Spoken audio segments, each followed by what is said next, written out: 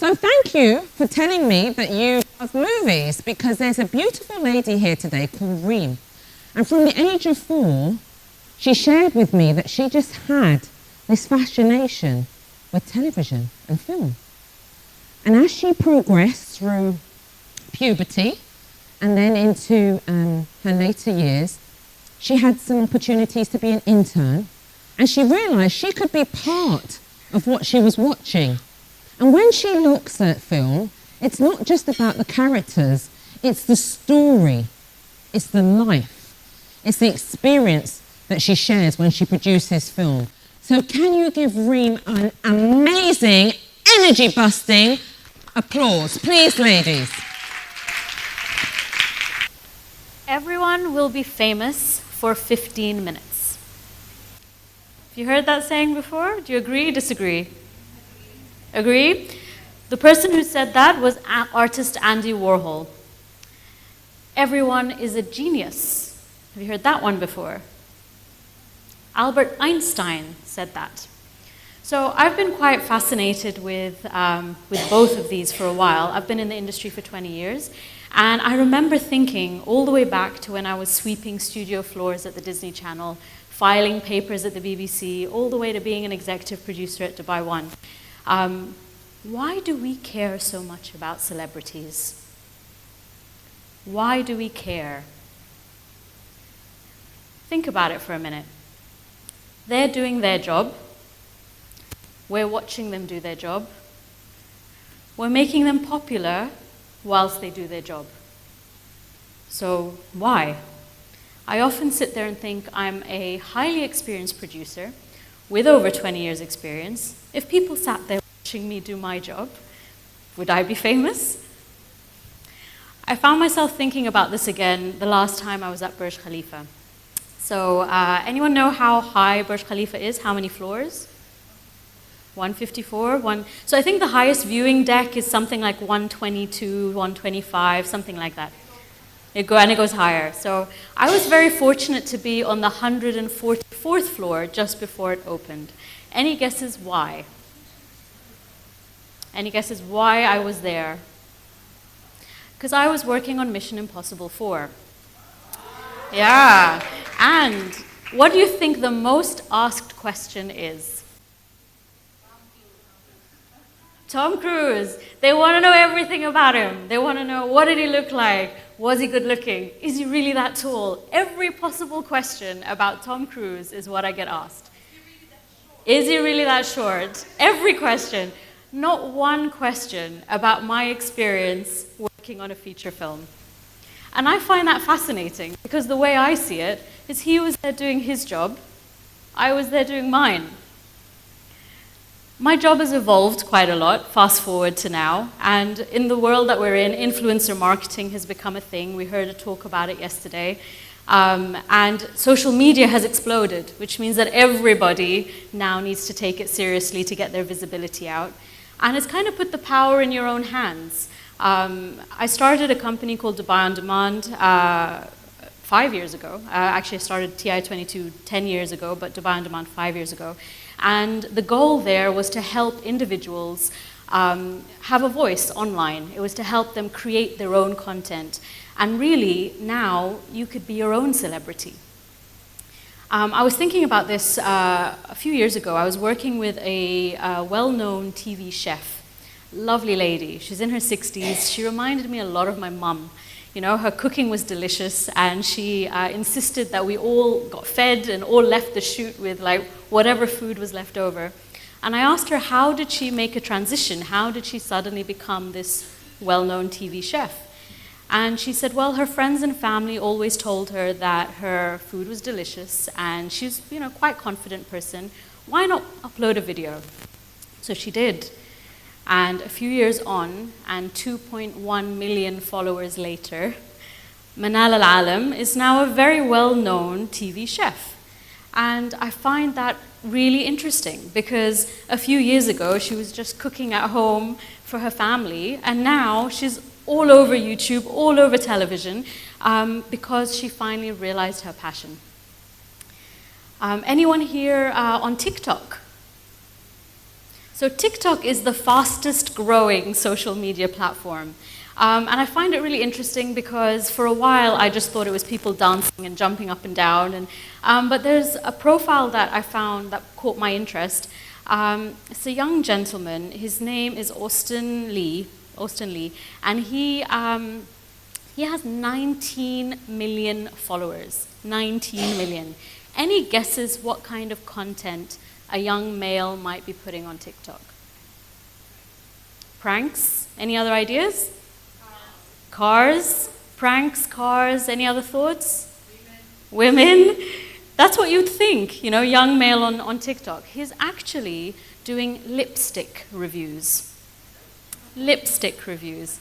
And he's done such an amazing job because he's very authentic. He likes a shade, he says he does. He doesn't, he tells you why. So he actually understands lipstick very well, that all the women out there, you know, look to him for advice on whether or not to purchase. His power is so strong that actually within 15 minutes he can sell 15,000 lipstick sticks. Imagine that. That is a gentleman with power. And how did that start? It started from him realizing his passion. And really, if you take it a step further, it started from him putting up his phone and feeling confident enough to share. So why am I telling you all of this? Because if Manal can, and Anton can, doesn't that mean anyone can? But for some reason we don't. And I believe it's because perception is reality. I happen to be fortunate enough to work with Roger Federer years ago. And the perception I had of him was that he's a very well-known, you know, famous tennis player. And, you know, you hear all these rumors about working with famous people. Oh, they're so demanding. They're going to want so many things. So I was prepared. I was like, right, I'm ready for this. And it was true. So literally, as the process started, in came request number 1, and Roger has to be picked up by a special chauffeur-driven car, and it has to be a specific make of BMW. Okay, no problem, sorted. Next day, Roger has to have almond milk on set. That's the only milk. No problem, fine. Next day. Oh, and did we tell you he needs to have his own private chef because, you know, he won't eat with everyone else. Cooking, you know, has to happen separately. Okay.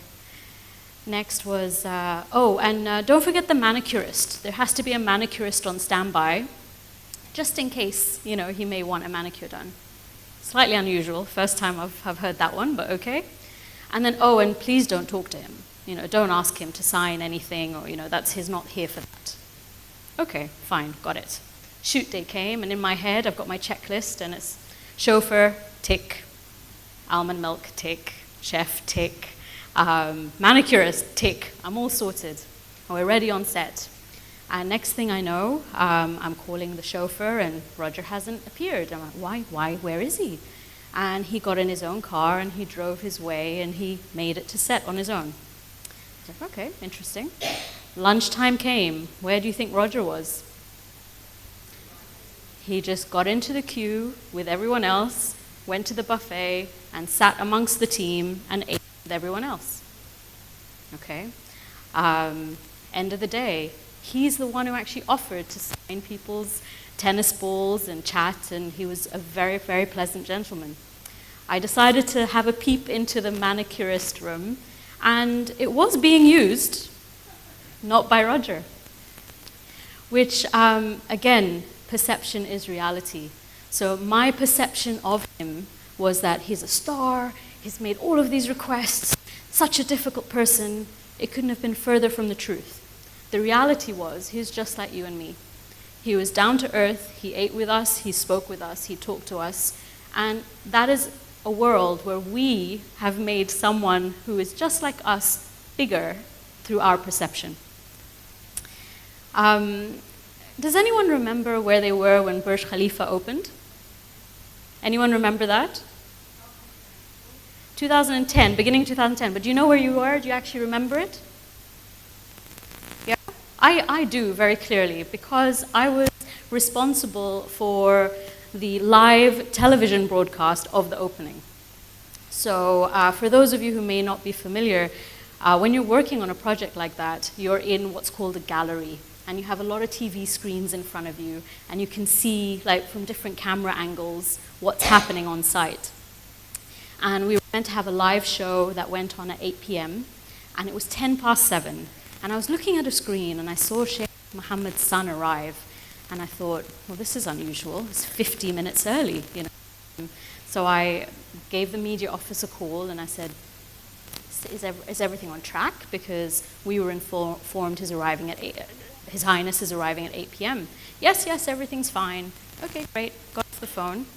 Literally 30 seconds later, a technician runs into the gallery, goes, Sheikh Mohammed is here. You have to go live now. Next thing I know, we're counting down 30, 29, 28, and we're going to be live. We're going to be live 50 minutes earlier than we expected. By luck, a couple of cameramen were there. By luck, a presenter was there, and we just went on air. There's nothing more frightening than being live on air and not knowing what you're going to talk about for 50 minutes, especially on the opening of such a big event like Burj Khalifa. So we're fine, we're winging it, we're going with the flow. And when you have any event with His Highness, you normally work with his media team. So you know where he's going to move, and you kind of plan your cameras accordingly.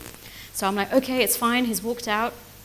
All of our cameras are set on the right because he's going to walk straight, and he's going to walk right. And he walks straight, and what do you think he does? He turns left. He turns left. Do you think we have any cameras to the left? No, because they're all on the right. So next thing we do is we're scrambling, trying to get cameras to the left. And then something just starts to fall from the sky. This red, you know when you jump out of a plane, what is it? A parachute, right? These parachutes just start jumping from the sky, which again, we're like, what are they? We don't have cameras fixed to get this. So it's like, okay, keep going, it's fine. Then he's meant to arrive at a button and push a button and the fountains go off. That didn't happen. And then I get a phone call, and a gentleman on the other end of the line says, okay, well, we've got an announcement. I can't tell you what the announcement is, but when you see the announcement, you have to be very happy about it. Okay, okay, thanks. So the presenters are live on air, and I'm speaking in their ears, and I was like, guys, you're doing a great job, but there's going to be an announcement. I don't know what the announcement is. When you see the announcement, be very happy about it. So just nod your head if you agree, if you understand, and I've got these presenters nodding. And I think about a minute later, the veil was taken off the plaque, and Burj Dubai became Burj Khalifa. And we're like, that must be the announcement. That's the announcement. Be very happy about the announcement. And so the presenters are sitting there, this is amazing. This is such an amazing, we're so happy about this. So I was so happy once that telecast was over. I cannot begin to tell you. And it was quite possibly one of the worst TV shows I'd ever produced. And I felt sick. You know, I felt sick, I felt exhausted, and I was just glad it was over. And I looked down, and my mum is calling me. I pick up the phone, and the first thing my mum says is, Mabruk. I'm like, what is she talking about? That was amazing. That was one of the best shows I've ever watched. For a moment, I'm like, Mum, were you and I watching the same show? You know, so it was great. It was so exciting, and seeing the parachutes and seeing His Highness and seeing the fireworks. It was amazing. It was definitely the best show you've ever produced. And the reason I tell that story, because it stuck with me so strongly, because what I consider to be my worst show that I've ever produced is the best show that my mum ever watched. You know, which goes to show you perception is reality. Just to bring this full circle, has anyone had a manicure recently? Yeah. So let's be honest. What is one of the first things you notice when you're manicuring your chair? Her nails, exactly. The first thing if you're anything like me, the first thing you do is you look at her nails, And you're like, if her nails are good, then I'll be good. If they're not, if she hasn't looked after herself, you're like, oh God, well that's the end of it for mine, really. And I use that analogy because I realize that I've spent a very long time telling people that they need to follow their passions, get the courage to get in front of a camera, and it was time for me to do the same.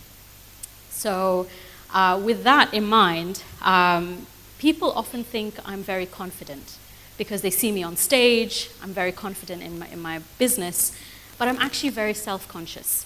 So I don't enjoy it. I don't enjoy being in front of a camera. I've put on getting very gray. These are all the things that are usually barriers for people when they want to step in front of a camera or when they want to start communicating who they are or what they do. The one key thing that I've learned is that if you focus on your expertise and you focus on your passion and you share it, nothing else matters. Your knowledge does save you. Your knowledge saves you. And the more that I've done it, the less and less I've cared about any of those superficial elements, because I know that the value that I'm bringing is high, and as long as what I'm communicating actually has value to those that are listening. So really, what I wanted to encourage everyone here to do is to think about it, because right now, 80% of people, 80%, would rather get advice from people they know than anything else. So that means you probably already have a strong, ready audience willing to hear you and watch your content. So the last two takeaways are: your knowledge saves you, embrace your niche, and the time is now. Thank you.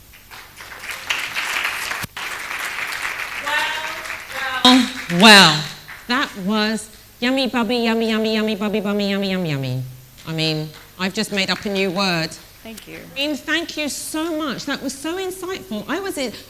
You can tell she does what she does really well, right? Because I was enthralled. I was with you every step of the way. So I have time for one question. Is there somebody that would like to ask Reim a question? I'll just ask this lovely lady at the front.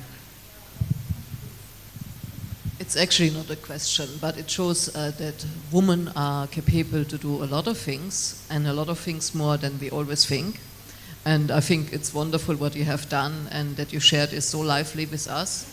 And it was really impacting me also today, in sense of encouraging me to continue also with my way. And I hope also that many women are taking you as a leader and as a role model for us.